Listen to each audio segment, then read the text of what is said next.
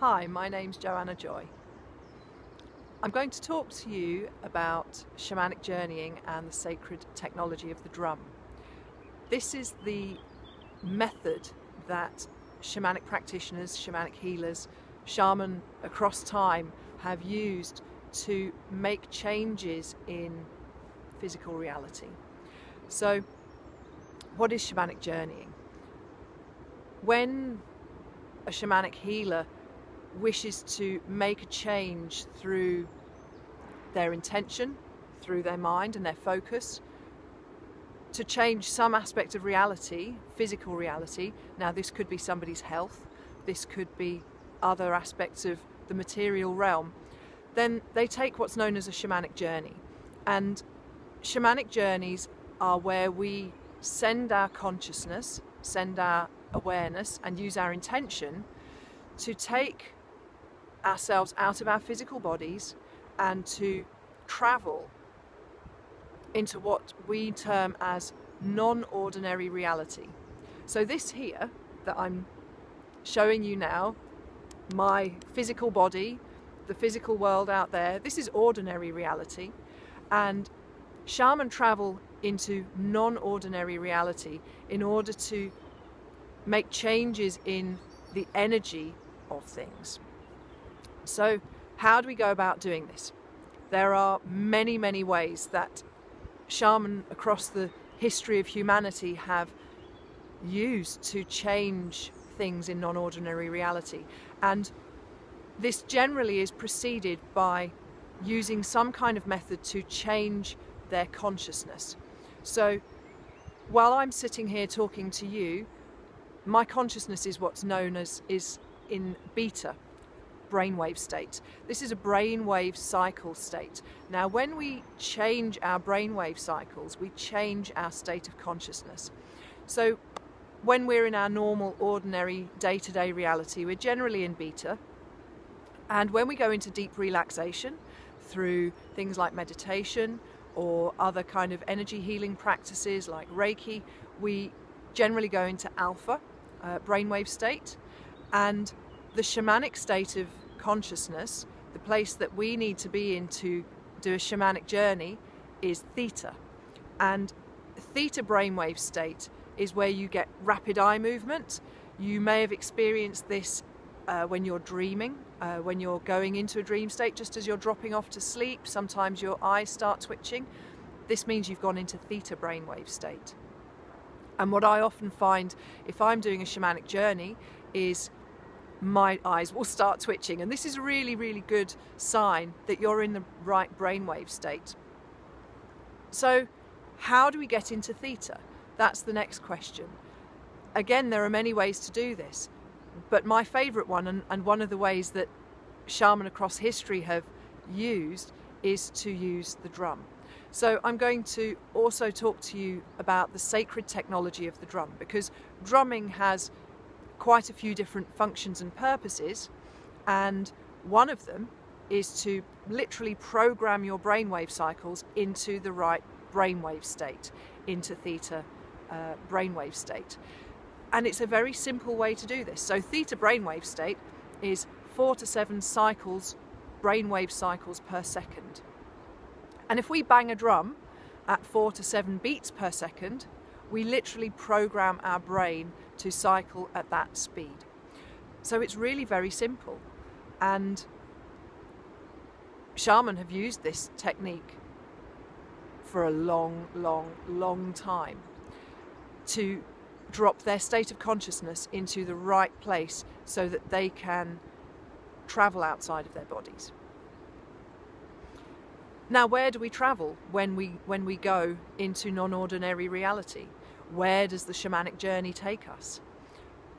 So we have, by looking at many different cultures across the world, across the history of humanity, shamanic cultures, people and civilizations or tribal groups who have used shamanic techniques, they all have a collective agreement, really an understanding of the 3 main realms to which people can journey to.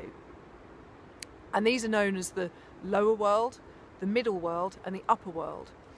And across many of these ancient cultures, there is a common symbol of a tree being a uniting point between all of these different worlds.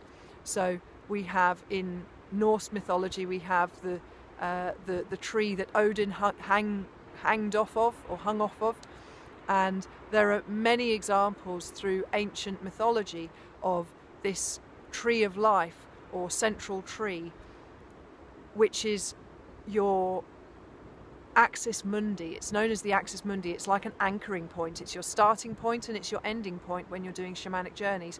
And it's very good to get into the practice when you first start journeying, to pick a tree that you know, a tree that's real, that you have known, or that you know now, that you've had some kind of connection with or relationship to. And this is your starting point and your ending point for all of your journeys. And you might have different trees to use at different times, but this brings you, it's like having an anchor back into normal reality, so that you don't get lost out there in non-ordinary reality. And the lower world is the area where the nature spirits hang out. So when we are calling for allies and help to come and assist us, benevolent helpers from spirit, we might call upon power animals, we might call upon other spiritual helpers from nature, like plant spirits, or the spirits of stones, crystals, rocks, or elemental spirits of earth and air, fire, water. Then we will journey down to the lower world, because this is where the nature spirits hang out, the spirits that we recognize from our natural environment. When we are wanting to journey into the upper world, this is where we encounter the benevolent spirits, the archetypal energies of gods and goddesses, of the angelic realms, of ascended masters, prophets, people who have been in human bodies but have agreed to come and help humanity from a spiritual level. So we might include very well-known figures like Jesus or Buddha, Muhammad, bodhisattvas in the Buddhist tradition like Kuan Yin, Tara, Green Tara. So these are all the kind of energies that you can connect to when you are journeying into the upper world. The middle world is kind of like an energetic overlay of our normal reality.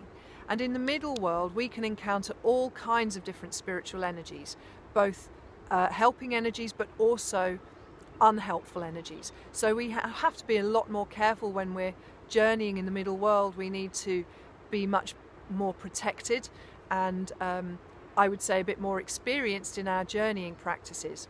But when we go down to the lower world and the upper world, these areas are generally very safe because they are benevolent spiritual helpers who hang out in these zones.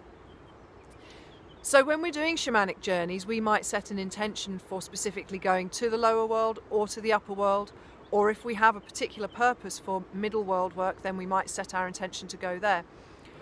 Or we might set an intention to call for an ally to help us with a specific problem. And this is the most common way to begin a journey, is to set your intention of what you want to do. It's very important to have a clear intention when you do a journey. Otherwise you get a very muddled journey. You don't get a clear journey, you don't get a clear answer to your request. It's all a bit muddy. So we start by always having a very clear intention, and it can help to write your intention down to really make it firm. And we always repeat the intention 3 times at the beginning of the journey. And then you allow yourself to be taken. And when you shamanic journey, you close your eyes. You might want to use a cover for your eyes, like a blindfold or one of those sleep things that you put over your eyes to block the light out. And you journey into your mind's eye. Sometimes this is known as your third eye, but you use what I call the little cinema screen in your head to take you. And for some people, this journeying experience can be technicolor and amazing and crystal clear. And for other people, like me, it's sometimes a bit shadowy. When I first started journeying, I used to see black on black with shadows of black. Really, it was not very clear. But I started to learn that journeying is not just about what you see, it's also about what you receive in terms of knowledge in here. Or some people hear words being spoken to them. Other people have very sensory experiences, so you might feel things in your body, or you might have emotions come up that lead you to certain pieces of information. It's a very intuitive process, so try not to have too many expectations around how that information should present itself to you. And really, I would just say practice, practice, practice, because the more you journey, the better you get at it, and the more you start to trust what you receive in those journeys. I'm going to talk a little bit more about the sacred technology of the drumming, because drumming has been used for probably thousands of years, if not hundreds of thousands of years, to both effect changes in our consciousness, but also for ceremonial and ritual purposes. And ancient people knew that drumming had really quite amazing special powers to affect changes in our consciousness, in our emotional state, in our mental state.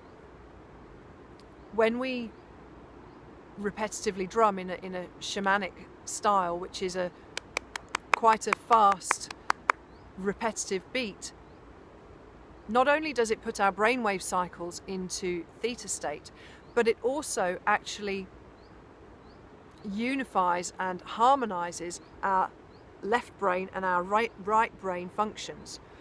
Because our left and our right brains operate often separately in different ways, depending on what we're focusing on, depending on what we're thinking about, depending on where our attention is being held. And when we drum in repetitive rhythms, this actually brings our left and our right brain functions into harmony with one another. So our brain is working in a focused and unified way. And this is very good for our mental health, for our emotional health, for our physical health. So drumming has the ability to do more than just set our brainwave patterns.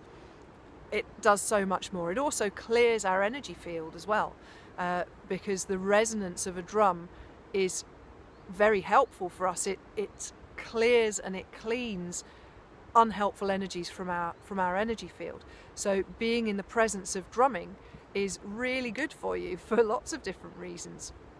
So I encourage you to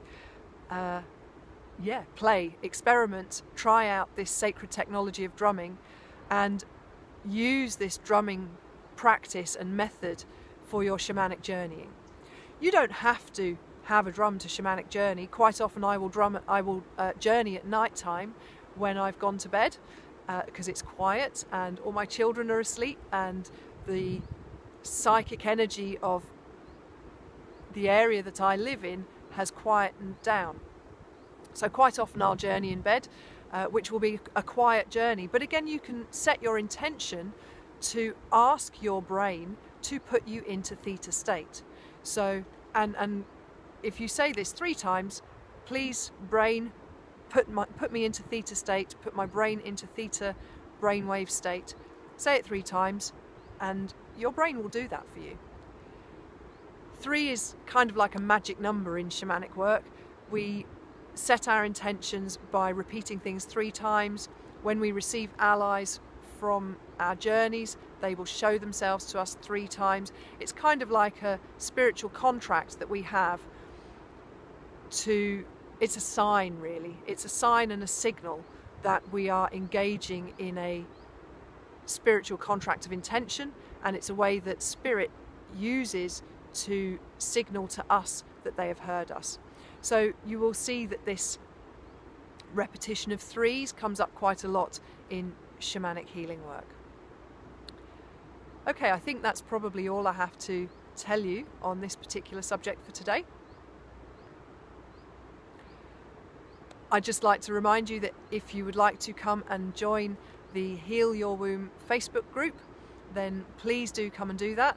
We are working with all kinds of different practices on the group to heal our wombs from an energetic perspective, from a shamanic perspective, and so come and engage on the group. There's also lots of discussions and yeah, articles, funny memes, all kinds of other things to build our community and build a nice strong support network for you to engage in shamanic healing work for your womb.